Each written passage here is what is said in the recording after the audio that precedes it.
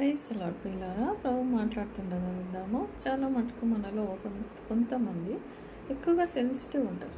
అంటే సున్నితంగా ఉంటారు. ఒక మాట అన్నా పడలేదు. ఒకరేమన్నా కొంచెం తప్పు చేసినా, కొంచెం బాధ పెట్టినా చాలా సీరియస్గా తీసేసుకుంటారు. తర్వాత వాళ్ళంతట వాళ్ళే కుమిలిపోతుంటారు. వాళ్ళు మనుషుల భయం కలిగి ఉంటారు. తర్వాత ఎక్కడ వాళ్ళు మనుషులు మనల్ని నిరాకరిస్తారో అని వాళ్ళు ఎప్పుడు వెనుకనే ఉంటుంటారు. సో ఇవన్నీ కూడా వాళ్ళ గురించి వాళ్ళే ఆలోచించుకుంటుంటారు. నేనెందుకు మాటలు పడాలా? నేనెందుకు దీన్ని ఖండించాలా? సో, అని ఇలా మనము ఆహ్, పరిస్థితులకు దూరంగా పారిపోవడం అనేది ఒక దురాత్మ. అది తెలవదు మనకు చాలా మటుకు. మనమేమో అది పెద్ద గ్రేట్ అనుకుంటాం. సెన్సిటివ్ ఉంటే చాలా గ్రేట్. నేను సెన్సిటివ్ అబ్బా! నాకు ఇవన్నీ చెప్పకండి. నేను ఇవన్నీ చూడలేను. It's wrong. Very wrong.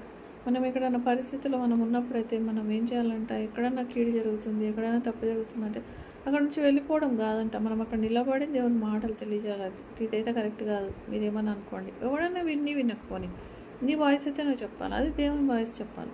So అలా మనం ఒకవేళ సెన్సిటివ్గా ఉండి మనం ఎవరిని క్షమించలేకుండా ఉంటే కూడా చాలా తప్పది. ఎందుకంటే ప్రభుని ఎన్నో మాటలు అన్నారు. దయ్యం పట్టిన వాడు అన్నారు, ఇంకేమేమో మాటలు అన్నారు. కానీ ప్రభు చనిపోయే ముందు ప్రభువా వీళ్ళందరినీ నేను క్షమిస్తున్నా తండ్రి అని చెప్పి, వీళ్ళని క్షమించు అని చెప్పి అందరినీ క్షమించైన పరలోకానికి వెళ్ళాడు. సో కాబట్టి మనం కూడా దేవుడు చెప్పిన మాదిరినే చూపించాలా. మనల్ని ఒక చెంప మీద కొడుతూ ఇంకో చెంప చూపిమన్నాడు దేవుడు. మన మాటల్లో మన క్రియల్లో మనము క్షమించే వారంగా ఉండాలనేది ప్రభు చిత్తం. కాబట్టి సెన్సిటివిటీ అనేది అది పెద్ద ప్లస్ పాయింట్ కాదు, యాక్చువల్గా అది మైనస్ పాయింట్. అంత సెన్సిటివ్ నువ్వు ఉంటే దేవుని సేవలో ఎదురయ్యే కష్టాలను నువ్వు ఎదుర్కోలేవు. ఇంకోటి మనుషులకు భయపడ్డావు అనుకో, దేవుని చిత్తం నువ్వు చేయలేవు. కాబట్టి నీ పాస్టర్కి ఎదిరించాల్సి వస్తుంది, నీ తల్లిదండ్రులను ఎదిరించాల్సి వస్తుంది. సో దేవుని చిత్తం చేయాలంటే అన్నీ విడిచిపెట్టి రావాలంటాడు ప్రభు. మరి సెన్సిటివ్ ఉంటే ఎట్లయితుంది ఇదంతా? సో కాబట్టి సెన్సిటివిటీ అనేది, సున్నితత్వం అనేది ఒక దురాత్మ. అది దేవుని సేవను ఆపుతుంది. దేవుని చిత్తం మన జీవితంలో జరగకుండా చేస్తుంది. మనం గొప్ప కార్యాలు చేయకుండా చేస్తుంది. మనం దేవుని చిత్తాన్ని లోబడకుండా చేస్తుంది. కాబట్టి మనము సెన్సిటివ్గా ఉండకూడదు. అది చాలా తప్పు. మనం ఎలాంటి ఆత్మను కలిగి ఉండాలి?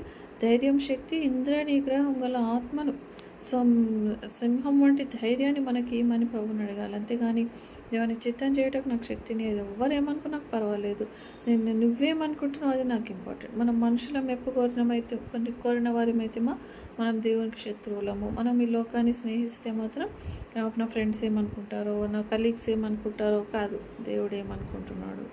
వాళ్ళు ఏమనుకొని వాళ్ళతో మనకు సంబంధం లేదు. వాళ్ళందరినీ కట్టగట్టుకొని రాలేదు. మనం ఒక్కరమే వచ్చినాము, ఒక్కరమే పోతాము. కాబట్టి దేవుని చిత్తం మన జీవితంలో